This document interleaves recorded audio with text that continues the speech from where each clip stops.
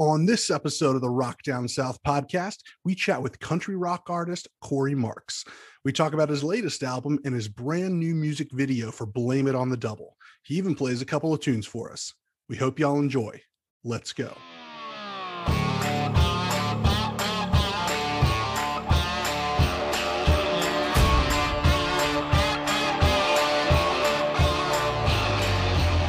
Welcome to the Rock Down South podcast. Thank you so much for listening to the show today. I'm Mark, and my friends and I created this podcast to focus exclusively on music interviews we do. We hope you all enjoyed this interview we did with Cory Marks. And I got to say, I was super excited for this interview with Cory, as he is one of my favorite new artists to listen to these days. His music is a true mix of country and hard rock. So if you enjoy listening to super catchy country rock bangers that make you want to party, then you came to the right place.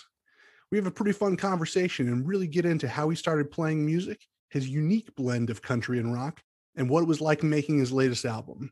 He plays a couple of songs for us, and of course, we talk about our favorite adult beverages and what music he likes to listen to in his free time. So without further ado, here's the interview. Cory, how you doing, man? I'm good, Mark. Thanks a lot for having me on here. Man, thank you so much for jumping on. We really appreciate it. We're really excited to talk to you today. Yeah, looking forward to it, man. Absolutely. So I think first and foremost, some congratulations are in order. First, your single Outlaws and Outsiders went certified gold in Canada. And second, you got a newly released version of Blame It on the Double with Tyler Connolly of Theory of a Dead Man and Jason Hook from Five Finger Death Punch. And of course, they were in a new music video for that song with you. Congratulations, man. That's pretty awesome.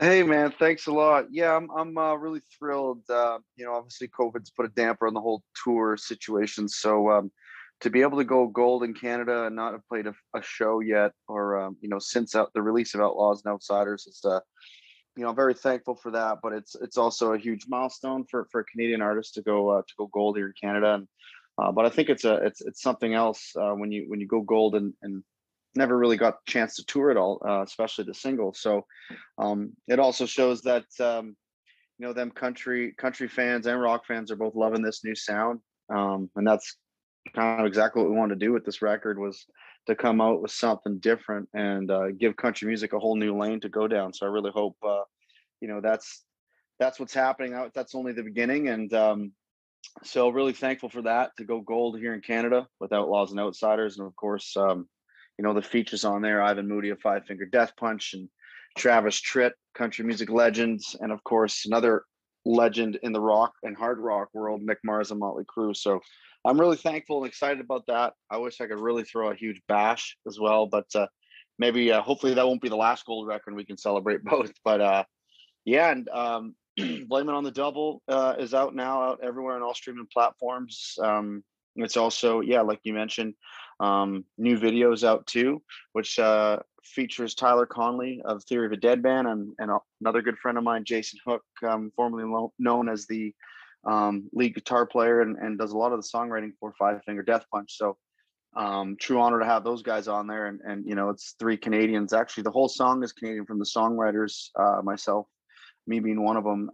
Then the production side, Kevin Churko, and of course Kane Churko, the other songwriter on there too, along with Kevin. And then all the featured acts. We're just a bunch of Canucks kicking ass and taking names, I guess. And that's one of my favorite songs in this record, Blame It on the Double. I just felt it needed another life. It needed I wanted more people to hear it. I didn't think it got its fair chance. And when these features came on board, I was thrilled to find out the label wanted to make it as big as possible and also release it to radio. So that's going to be happening very soon as well too. So I'm very excited. It's a huge weekend, and I'm still recovering from the Friday and Saturday and even Sunday's shenanigans. So I'm just very thankful for the fans, not only in Canada but worldwide, that are loving this sound. Of course, our friends over the United States too.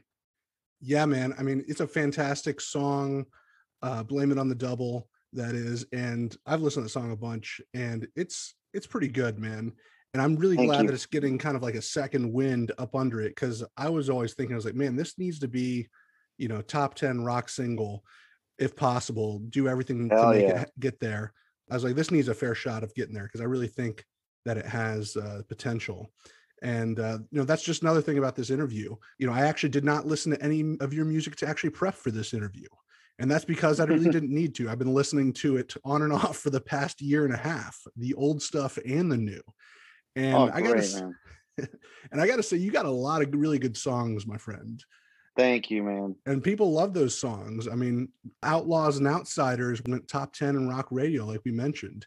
Have you been Hmm. surprised by the response to your music?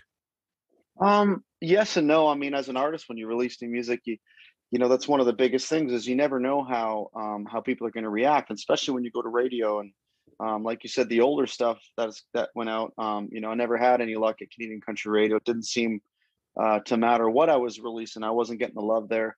And so it just got to a point where that's actually how I came up with the song Outlaws and Outsiders. I was on a cross Canada tour with my good friend Aaron Perchette, and we were on the Outlaws and Outsiders tour. And I thought, man, what a great hook and what a great kind of title. And that was just truly how I was feeling in that time. And quite frankly, still am right now. I mean, and that's the other thing that got me really excited. I mean, I got a lot of love from not only US rock radio, but here in Canada, Canadian rock radio right out of the gate. But that was about my seventh single to Canadian country radio, with about the same reception, I guess, if you will. But again, the numbers don't lie, and neither does this gold record. So it's proof that the fans are loving it here and abroad. So again, just really excited about this sound, and going back to your question, it's you got to believe in what you're doing too, right? So I felt that this is definitely something that country music is missing, and I don't think rock quite has this either. So I think there was room for it somewhere, and I'm just really happy that the hard rock fans, the rock fans, and the country fans are digging this sound. So it's really for them, and I'm just thankful they're loving it. Absolutely. And let's briefly get into a little bit of your background. You're originally from North Bay, Ontario, right? I am, yep. Oh, fantastic. What's the most Canadian thing about you? Oh, well, there's a lot of a lot of Canadian things about me. I'm bilingual, so I'm fluent in both French and English. Oh, wow. Um, I love beer, and I grew up. I've been on hockey skates since I was 3 years old, and I've been playing hockey and still do when we can. I would say those are probably the three biggest Canadian things about me. I'd say. Did you ever consider moving to Nashville, home of country music? Yeah, man, I did, but at the time before all this really kind of came out, it was like I didn't just want to be another Canadian just there and saying I live in Nashville and not doing all that much, right? So, to make that move, I wanted to have a game plan, and it's funny because I've had many label meets out there in Nashville, and none of them, I guess, quite got it yet. So that's where I thought, well, my favorite singer songwriter of all time is Merle Haggard, and he kind of went through the same thing when he wanted to change, and him and Buck Owens went down to Bakersfield to make the Bakersfield sound. So I thought, well, you know what, Kevin and I are working out of Las Vegas, so we don't. I didn't feel that I needed Nashville at the time. I went down and did my own thing, and we wrote our own songs, and just very fortunate that Better Noise Music got it right away. And I mean, they're, as you know, they're a hard rock and metal label.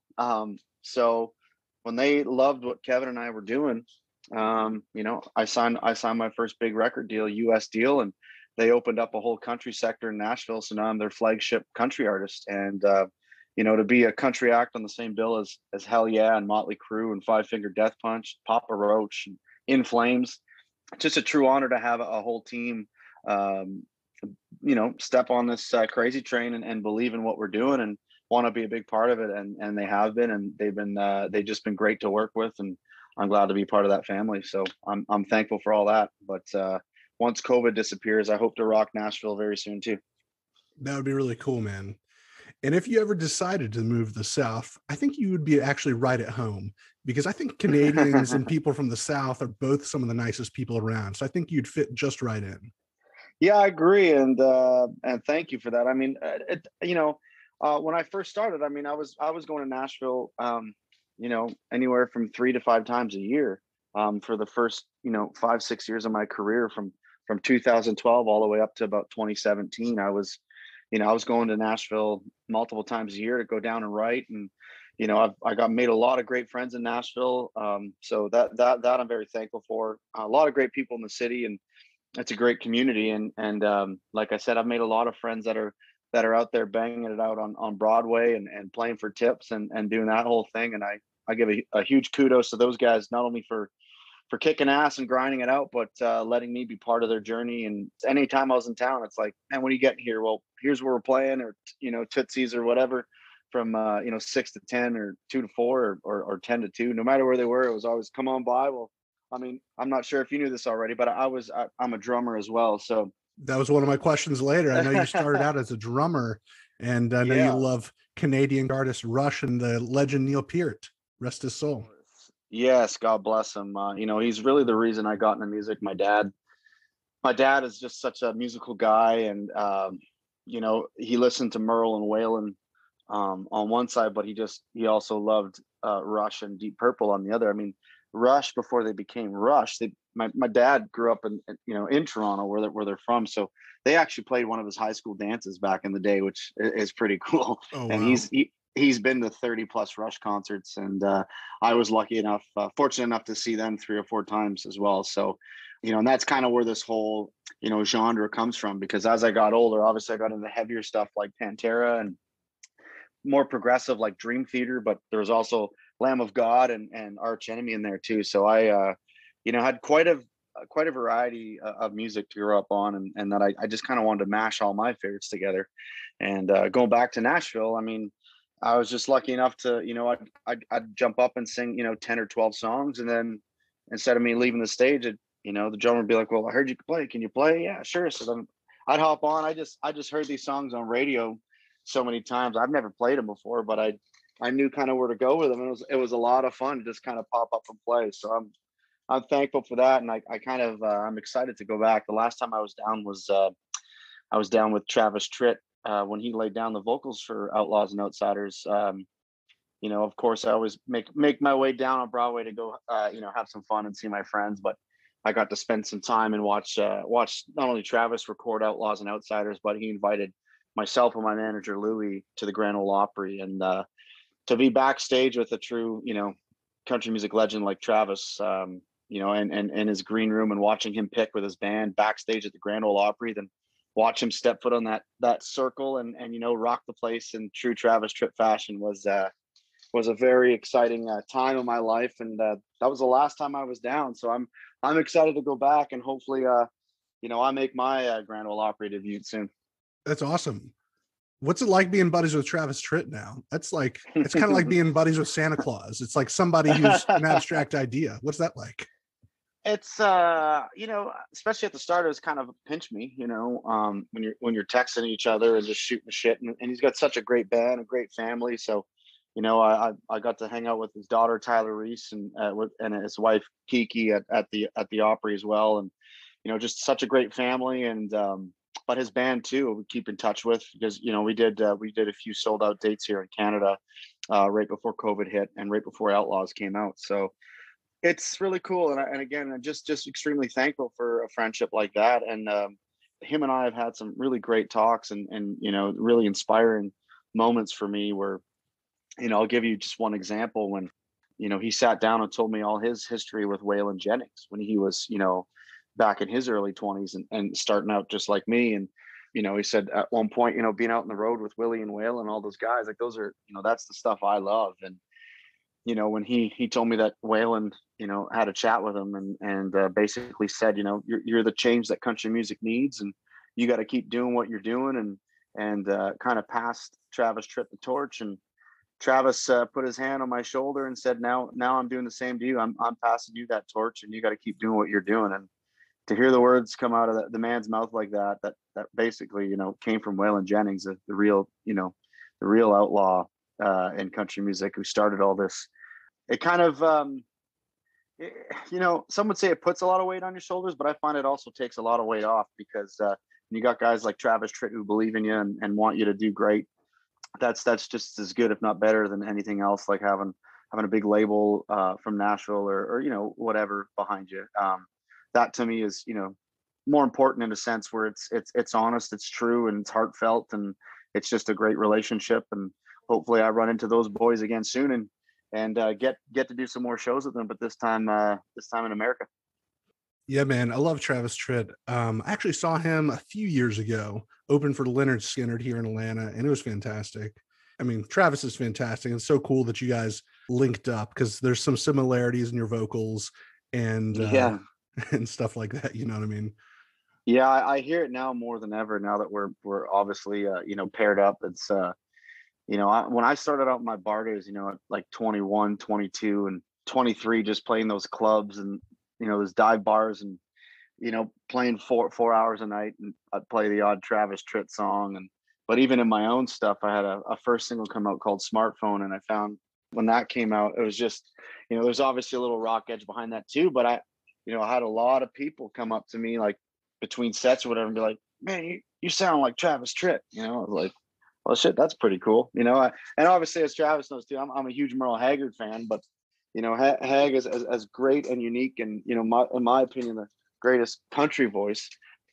Merle never really rocked it up all that much. He was just a true traditional country, which is to me, which I found amazing. But I had being a drummer too. I just had that tendency, I guess, to try to rock it out a little bit and amplify things. And no one does that better in country music than Travis Tritt. Absolutely. So when did you actually start singing? I heard that it may have been in college. Yeah, I would sing around the house in high school, and I was in some high school bands, and there's some people that I'd always harmonize stuff. I'd always but I never had, I kind of wanted to be the next Tommy Lee in a sense, that rock star drummer, and that Hollywood type drummer. But I started doing backups, and then once I was done high school, figuring out what I was going to do. And before I went off to college, I played in like a top 40 bar band just to, make a few $100 a week and get by so I can afford my drinking habits in the summer and pay the bills, pay the rent. But, it wasn't until then I did a few songs, from behind the kit. And, that just kind of one thing led to another. When I went away for college, I started posting stuff on like YouTube and just kind of get some feelers out, because there was a part of me that was getting a little more confidence to pick up a guitar and play. And when did you realize you actually had a good voice?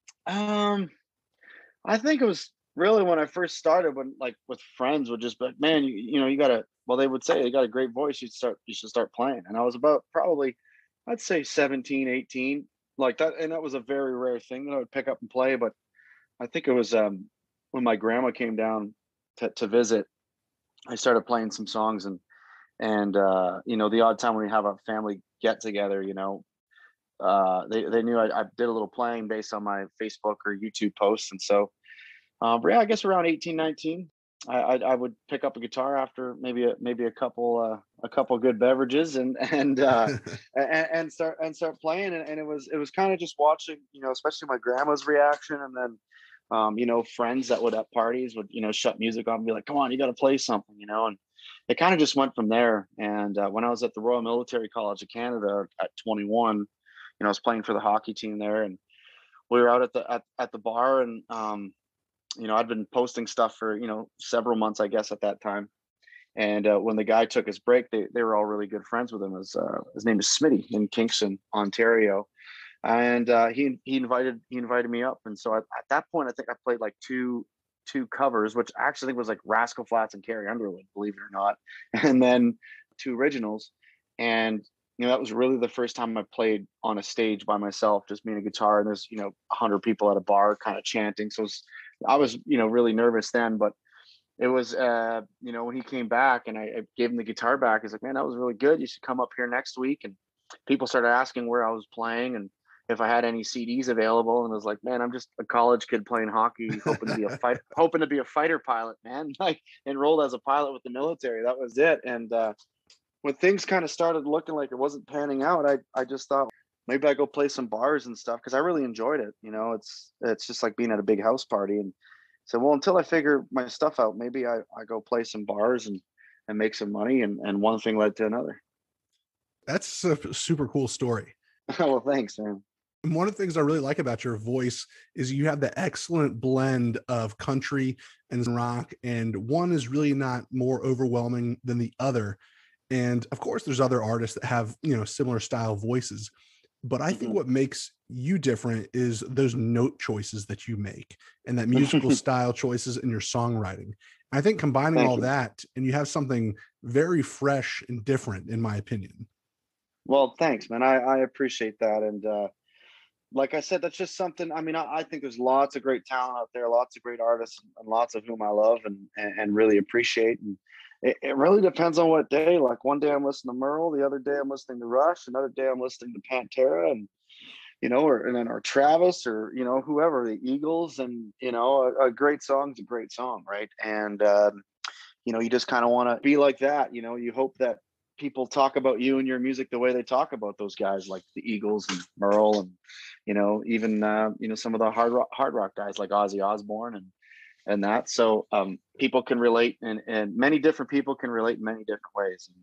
And as long as I could touch people with my music, whether it's their Friday, Saturday night, going out on the town, or their Sunday morning coming down, or their driving tunes. I hope I can be part of their life, and either way like that. So that's just kind of the music I'm trying to create, and my albums I really like to generate the energy of a live concert, right? So I like to have those, right out of the gate. You're gonna love it, high energy, having fun, and you kind of the sing-alongs, and then near the end you kind of break it down and make it more intimate, and that's where the acoustic stuff comes in, and the more, I guess, countrified stuff comes in, and throw a few ballads in there, and then light it up before you go out. And that's kind of how I like to make my records. Yeah, man. And speaking of records, I really like that first album that you put out, This Man. And I Thank you. didn't, of course, I didn't listen to it, unfortunately, when it came out, but I Hmm. did hear you play some of those songs on your live stream. And I had to Hmm. go, of course, check them out on Spotify. And of course, needless to say, I was like, man, I really enjoy these songs. They're really good. And so, of course, I added Thanks, them man. to my playlist. But I Thank really you. like the songs 21 and Nowhere with You. Those are my favorites from that album.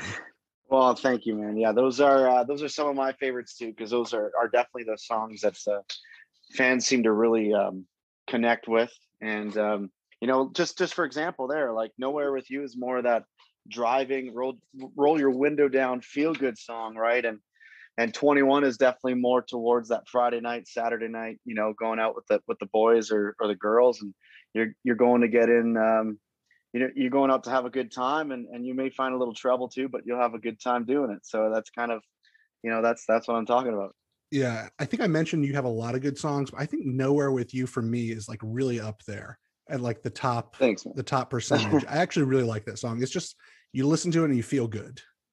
Well, good, man. Yeah, I think that had a lot of potential, and there's a big music festival here called Boots and Hearts up in near Toronto, and I know they love that, and that's around the same time that, yeah, that summer that song came out in 2016, and I played the main stage there, opening for it was Sam Hunt and Dirks Bentley were the main acts that night. So I played earlier on that afternoon, but they use that song for kind of a mashup of the weekend, for their socials, and I thought, man, that's pretty cool to have a festival that big to be using that song.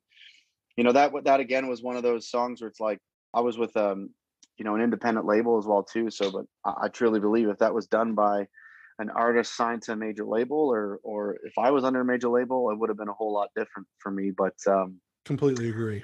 yeah, it's very unfortunate, but I mean, it is what it is. We're getting that recognition now, so some of these songs are coming back to life, which is really exciting. Yeah, you need to play that every concert. I don't want if I go see you and you don't play that song, I'm gonna be like, man, why didn't you play that song? Well, I just might do that after this conversation. I just might do that. So next I want to hear about you getting signed to Better Noise Music. And Cory already mentioned this before, but for our audience who didn't catch on, Better Noise Music is an American record label, one of the biggest and best out there, with an incredible roster of talent.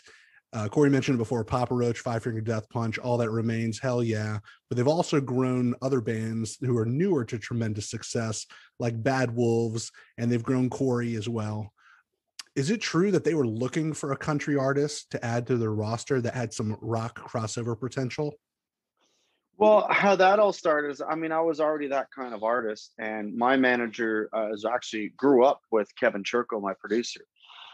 Oh, wow. And Kevin at the time just kind of reached out to my manager, and that's another story.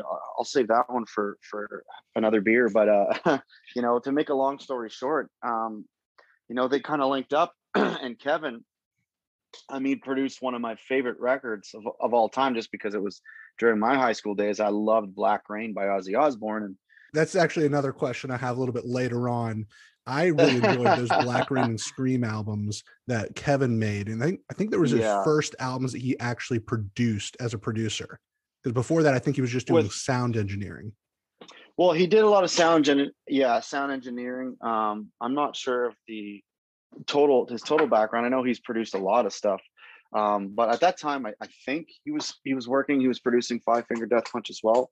I think at that time, but yeah, no, it was just kind of such a, one of those things where I guess just meant to be, as easy to put it as it is. It was just meant to be. He called my manager, and they just caught up, and then he kind of just said, "Hey, man, after a few rock Aussie records, he's like, he made a joke saying, I'm all demoned out. Is there anybody in Canada that sticks out you think I'd love to work with?" And Louis thought, "Man, I got the perfect guy. He's the only long-haired country rocker in Canada, really." And so, it just, what happened is, he sent some stuff like pictures and some of those songs like 21 and all that. Kevin liked it. So he said, "Well, I'll go visit my parents in Moose Jaw, Saskatchewan." And at that time, Louis said, "Well, perfect. He's actually he's direct support for Toby Keith." The only Canadian dates that Toby Keith had in that year in 2016, he said, or 2015, I think it was. I can't remember, 2015 or 16. But he said Cory's direct support for him, and they're actually playing our hometown. So he said, "Well, perfect. I'll come down and see his show and see what he's all about." So that's what he did, and he knew that I was a drummer. Kevin's a great drummer too, and he knew that I was a drummer, so we connect there, and that's part of our connection with the music, is we know what we want. We're very similar in that way, and it's very easy to work with. And he saw me live, did a 40-minute set or whatever it was, opening for Toby. It was a big sold out show in an arena, and sure enough, he was there backstage. We shot a few Jack Daniels back and shook hands and said, "All right, well, when you're done touring, we'll get you out to Vegas and we'll start working on the record." And actually, Outlaws and Outsiders and Blame It on the Double are the first songs that we ever wrote. And just the other day, he sent me a text, said, "Dude, I can't believe it's been 6 years since we wrote those songs, and Whoa. they're just coming out now." So just to give you a little idea of how long I've been waiting for this to happen. And then COVID happened. It was, I know you said don't swear, but it was it was a pretty shitty deal for me, but you know, is what it is. Oh man, I love Kevin's music that he puts out. And for the audience who doesn't know, Kevin Churko is really the guy that's behind a lot of the modern hard rock sound that you guys know today. He's produced albums for Five Finger Death Punch, Hell Yeah, In This Moment, Skillet, Hailstorm, Disturbed, and Papa Roach. And of course, like we mentioned, one of your favorites, Ozzy Osbourne. Hell Um, yeah. Man, he just has that really, really signature low end and guitar crunchiness sound. And I've always wondered what that would sound like over country music or Hmm. country rock kind of southern music. And of course, your music came out and I had to look no further. Yeah. Well, it's funny. So going back to when it all started, my dad was driving me to Toronto before I went off for this for a writing trip to Nashville, and we were playing Black Rain, and my dad started talking. As an early songwriter, I was only 24 or something at the time, and this is back in 2013 or whatever it was, 2014, and I thought, well, we were playing the song, and my dad's like, he was talking about producers, and I wasn't, I was just learning the game and kind of more focused on the songwriting at the time and playing live and all that stuff. But he says, this Kevin Churko, I looked up Kevin Churko. He's the main songwriter and producer on this stuff, and he's from Canada. And it wasn't much longer than I went down on another trip, and Louis was like, "Do you know this guy?" And I was like, "Yeah, it's Kevin Turco." And that's when he was like, "Well, I'm friends with him." I was like, "There's no way." It's like, "Yeah, we grew up together. We went to school together." So I'm like, "What are the odds?" He goes, "Well, one day I'm gonna have him produce your record, but obviously you're not there yet because he works for Ozzy Osbourne, and it's gonna be he's big bucks and he's a big deal." So I was like, "If you can make that happen, that would be amazing." And it was probably maybe 3 years after that, we were introduced, and like we didn't have to look no further. We know what we want, and we were very excited to work together. And it's just kind of really a crazy full circle, and it's been great. And even now, I mean, I was down there in February working on record number 2, and I was there for about 12 days. And not only did we write, but we laid down vocals for 8 tracks.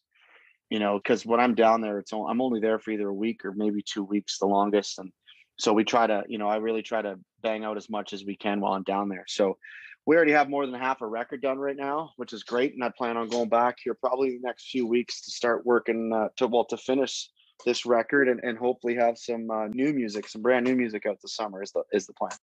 Oh, wow. That'd be fantastic.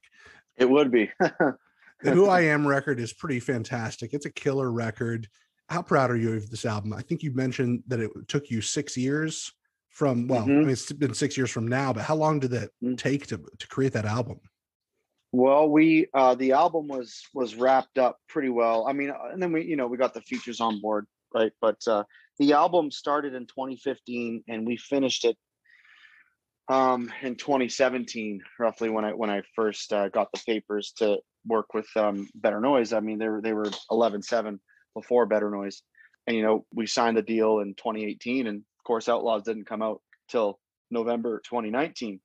So, like I said earlier, Outlaws and Outsiders and Blame It on the Double. I mean, we wrote and recorded those in 2016, I think. Yeah, 2015, 2016. Did you write all those songs together, or were there some that you just brought in that you completely wrote? Yeah, there's 3 or 4 of them, I think, on Who I Am that I'd already written. There's a few that I would write on the plane there, and that ended up, obviously, as I've always mentioned when this comes up, is that I thought I had a really good song, but Kevin and Kane are the type of writers and producers that if the artist is willing, obviously, which you'd be kind of silly not to, they could take a good song and make it great, and really kind of help you find that pocket. So songs like Devil's Grin and Keep Doing What I Do, those are songs where I pretty much had them all written out, and I was sold on this is how they're going to be. But when they brought their ideas to this song only to make it better, it was like, yeah, like this kicks ass. So so we kind of work that way. But there's also like our last trip where we literally get up in the morning, we do our morning routine, go for a walk, have some coffee, start just shooting the shit, and then hey, that would be a good song title. Well, let's write that, or Kane will be playing guitar and playing a riff. I'll be like, yeah, man, I'll just start humming a melody, and then, man, that's good, and then we'll just, all right, well, let's just write that, So really easy to work with. But I think the most important thing is that we all get what we're trying to do, and we all love each other and love what we're doing. So that just makes the whole process a lot easier. Super interesting, man. And what about the song Good to Be Us? I think I saw on there that might have been the only song that maybe you didn't write that ended up on the record. Yeah, actually. So that was a song that I sent to Kevin. And of course, I thought it was like a good song, but I think he heard what he can do with production wise on that song. And it's definitely up that more, country pop vibe, I guess. But with his production, obviously, those guitar tones in that song, I still love today. Like they're just driving, and the drums in it, the way we lay those down are just, I love that song. And that's another song I haven't got to play live yet, and we recorded that back in 2017. So I'm excited to still play the majority of that record live. And that was a song that was pitched to us by Ole, well, now Anthem Records. And I was friends with the songwriters there. And, I changed very little on it, not enough to get the writer credit on it. They let me change it more toward what I wanted to say, and so I'm just thankful that, they sent us a great song and kind of let us do our thing to it. So that's one of my favorite songs on the record too. I mean, I love them all, but they all have their special place for me. Yeah, that's a really good song. I like that one. I mean, there's a lot of good songs on that album, a whole lot. Thanks, man. Thanks, man. And I would say Who I Am is actually a pretty groundbreaking album. And I'm not just saying that to blow smoke, but I feel Mm. like this is the first real album that leans fully into the country music and also fully into rock music at the same time. And don't get me wrong, we have music artists out there, country artists like Brantley Gilbert and Jason Aldean that have, leaned hard rock and rock at times. But I wouldn't say that they like fully committed to a whole album to that style or brought in really Yeah. that true modern rock sound, which I think that you guys did. Did it feel different when you guys were making it? Does it feel like you guys are getting into different territory?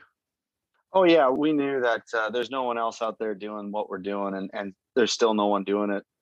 And I'm very proud and happy about that, to not just follow, and not that there's anything wrong with it, or in a sense where some would be a sheep, I guess, if you will, in the music industry. I wanted to do my own thing, and just kind of do what I want, say what I want, and but still paying tribute to my heroes like Merle and Waylon, but also giving a kudos to those guys like Ozzy, and those hard rockers. And I'm a big Eric Church fan, and I've seen him many times live, so I kind of saw that too, as in like his records are amazing. The songwriting and production on, of course, are great, but for me, I knew, I had a feeling what Chief was going to sound like live. And when that album came out and I saw it live, not far from my hometown in Sudbury, with all the pyro and all that, that's what really was like, that's what I want. And not only do I want my shows to be like that, I want my record to have that energy. And so I kind of, that's what I wanted to do. What you see is what you get. So when you buy that album, well, it's only going to get better live when you go see it, hopefully, for the fans. So that was kind of our goal. So, Cory, I know that a legendary 80s rock star actually made a cameo on your latest music video that was not advertised. Of course, I picked him out right away, and that's the one and only Mr. Tommy Lee. Tell me about that. How did you get Tommy Lee to be on a music video with you? Yeah, man. Well, that was something very exciting when I found out that he was cool with being in my video, and the label put that together. He's obviously one of my biggest influences as a drummer too. I love Motley Crue, and like I've mentioned earlier, I kind of wanted to be. I mean, of course, I love Neil Peart, but lifestyle and all that stuff. Not that Tommy Lee isn't, but I think he would agree that Neil Peart's a very smart individual, and I don't think I could ever be that smart. So or that intelligent, or want to read books, as many books as he did on the road. I'd probably want to go out and do what Tommy does, and have a little more fun on that side. So I kind of always looked up to him as a true rock star, and a great drummer. And honestly, to have him in this song, this video, "Blame It on the Devil," is a great feature, and I'm so glad that he's part of it. And honestly, I would love to work with him one day, and hopefully have him on a track or two down the line, and even wouldn't mind partying with him one day. I think that'd be great. And we probably could get in some serious trouble, and we'd have a lot of fun doing it. And let's briefly talk about your personal taste in music. So I got a two-part question for you. What do you traditionally listen to? What do you enjoy traditionally listening to? And then what are you listening to lately? I mean, again, it depends on the day. Like I could listen to Merle. Like I said, I can listen to Merle one day, I can listen to Pantera the other, or I can listen to Rush, or even bands like Grand Funk. I can get into Zakk Wylde and Black Label Society. I could also be listening to a full Tupac or Biggie Smalls record, believe it or not. So I literally, it just kind of depends on my the variety is wild, and I just love all music. Like I said, a good song's a good song, and same goes for the music. So lately, I think with the passing of Neil, and then not long after the passing of Eddie Van Halen, I've actually just been kind of getting into just how great those artists and that, well, those bands rather, and that music really was. So I've been listening to a lot of that lately, and guys like Joe Diffie, of course. Considering that how big even guys like Travis Tritt was, and Alan Jackson, and those guys, like To me, Joe Diffie too was definitely a massive star worthy, on his voice and songs alone. So I mix it up. It all depends. What about something aggressive when you want to get aggressive and get pumped up, like at the gym or working out? I usually listen to like Cory Marks. He's pretty good. No, no. Honestly, sometimes I have a playlist that my label helped me put together, and just on Spotify, and sometimes I actually listen to that because it goes from Merle Haggard, and it goes through all those bands I just said. So, but I typically like Five Finger Death Punch when you're working out. That's a good one. Yeah, some Rush in there, Pantera, of course, Dream Theater, and Lamb of God. Those are all some pretty good. If you're lifting heavy or whatever, those are definitely some good recommendations. Of course, Metallica. Can't go wrong with that at the gym. So I know you have an extracurricular activity, which is a little bit different than most people. But tell me about this love of flying that I see you posting about on Instagram. Are you trying to get your pilot's license? I am a private pilot, actually. Oh my gosh, that's awesome. Yeah, my love for aviation started at a very young age. I was growing up in North Bay, is a big military town and community. So we actually had what we called a heritage festival, and that had was from Friday to Sunday, were some of the biggest acts in the world playing. We had a rock night, country night, pop night, and I saw many great acts over the years, and still to this day, one of my favorite ones, believe it or not, was Shaggy. Just such an incredible show, and his band was just amazing. I mean, I was only 14 or 15 when I saw him, but it's something when I saw him, just the way the wind was coming off the lake, and it was just a beautiful evening. I thought, man, that's got to be so cool up there to be playing in front of 5,000-10,000 people, and playing your music, and everyone was going nuts. So but that same weekend, there was the Equisher International Air Show, and we actually had one of the biggest air shows in North America, in North Bay for many years. So we have a big static display, and we just live down the hill from the airport here in North Bay. So Dad would always take me up and meet the pilots, and see them up close and personal. Then from 12 to 4 or whatever it was on Saturday and Sunday, we were down at the waterfront to watch that air show, and that love started at a very young age, probably around 7 or 8 years old, maybe even younger. And I just always loved aviation, and flying, and the thought of being able to fly. So, and that's why going back earlier into the podcast is why I was finally decided to go to university. But it was I enrolled at the Royal Military College of Canada as a pilot in hopes to be a fighter pilot. And now this music thing is happening. I look at some of these guys in the music industry that are private pilots, and even actors like Tom Cruise. That's something that I hope my music career brings, is have the opportunity to purchase and fly my own Warbird, or cool jets or planes to and from shows. And my whole my biggest plan, I think, as a whole, as an artist, is to bring that back, concerts and air shows, and maybe one day have some sort of concert and air show tour across North America. All right. So, what is the worst show that you've ever played that comes to mind? Maybe it was a bad performance, maybe it was a bad crowd, a small crowd, or maybe a weird venue. But what comes to mind? Oh God.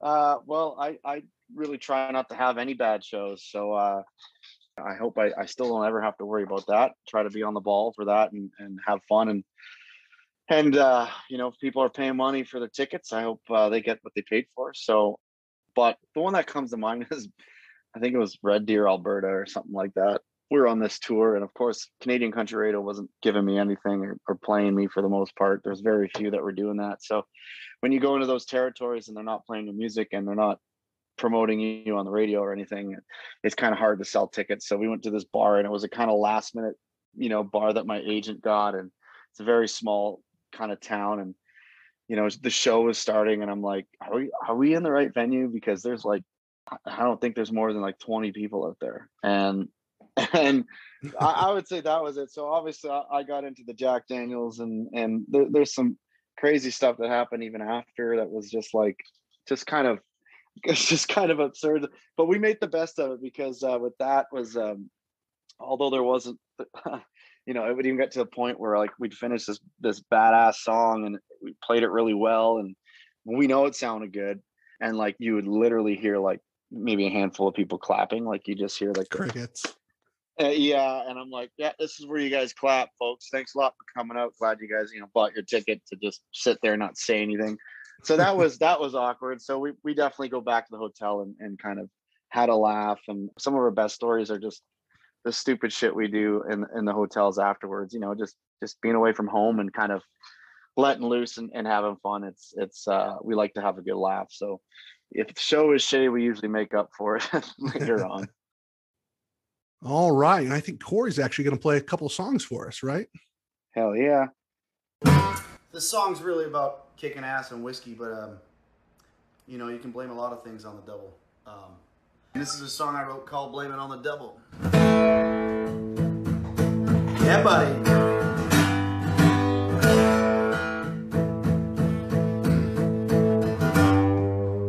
I tried to bow my head, put down the bottle like my grandma said my daddy did. I love her like a wailing song. Road number 7 was too strong. Back road, radio loud, pushing 85 and burning one down. Twist the cap off and pass it around, feeling alright now. One thing I know too well is raising hell. Come on! Full moon on a Saturday night, throwing down whiskey till I swear I ain't looking for trouble. Don't blame me, man, blame it on the devil. Before the drinks hit the floor, we're busting out the front door. Black label's gonna bring out the rebel. Don't blame me, man, blame it on the devil.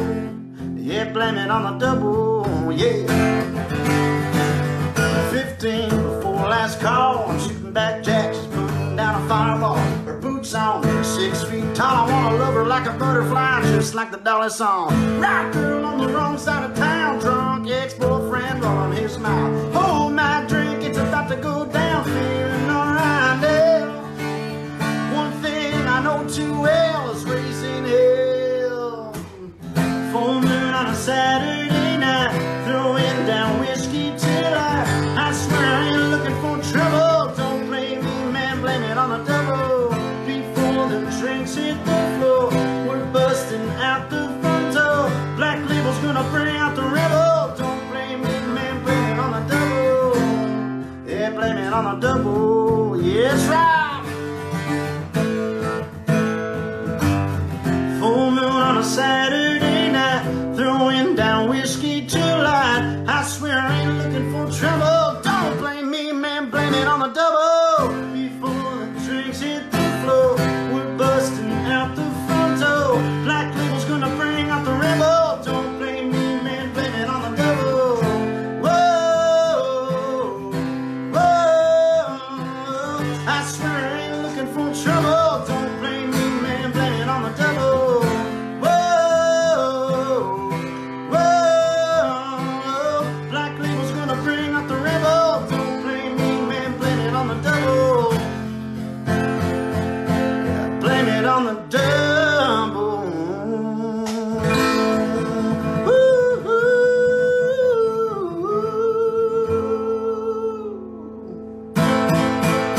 There you have it. That's Blame It on the Devil.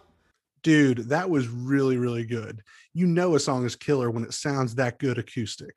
And I think you mentioned you were going to play one more for us. Awesome. Okay. And this song I wrote for anyone who's ever felt a little outside the box, a little bit different. I want you to know that it's totally okay. Keep being you. Keep kicking ass. So, again, it's a song I wrote called Outlaws and Outsiders. I'd like to thank everybody who was a special guest on this. Country music legend Travis Tritt, Ivan Moody for Five Finger Death Punch, and the legendary Mick Mars. And all of you guys for playing, streaming, requesting, watching the video, and just loving this song. So this is for all you outlaws and outsiders out there.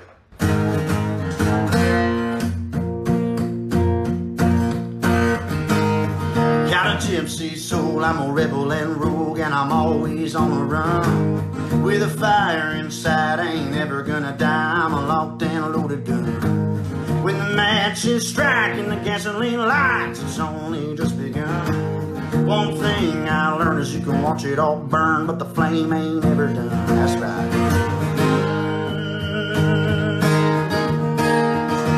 Raise them up a little higher, little higher. Outlaws and outsiders.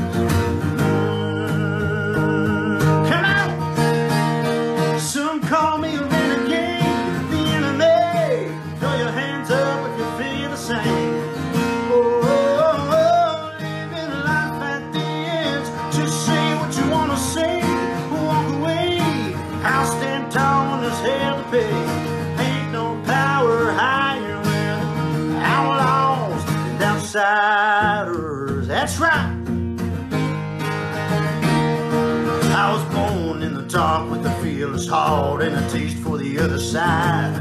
I was a crazy ass kid, all the shit I did, I'm amazed that I'm still alive. Yeah, the thought I'd change with a little bit of age, but you know I never will. It takes too much time to walk a straight line, I don't have time to kill. Come on! Raise a fist up high, you fighters, outlaws and outsiders. Yeah, some call me a renegade, the enemy. Throw your hands up if you feel the same. Oh, living life at the edge. Just say what you wanna say, walk away. I'll stand tall when there's hell to pay. Ain't no power higher than outlaws and outsiders. Yeah.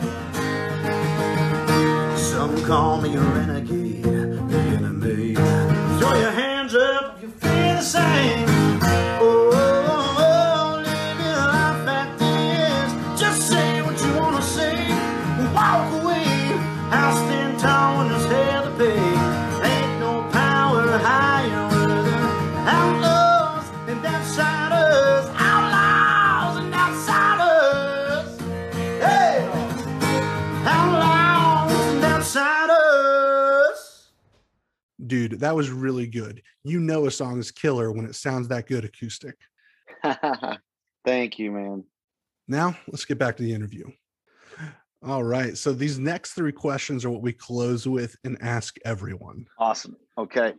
So first question, what would you tell your 21-year-old self? And I know you had a song 21, so this is kind of weird. My 21-year-old self, honestly, probably just keep doing what, no pun intended there either, but keep doing what you're doing.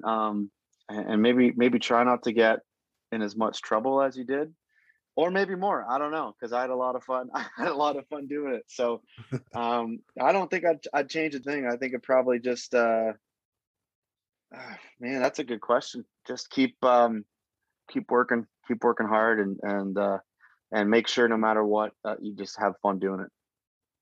Good answer. So next question. Mm-hmm. What are you drinking lately? If you don't drink alcohol, it can be anything refreshing you like to drink. But I know you drink alcohol.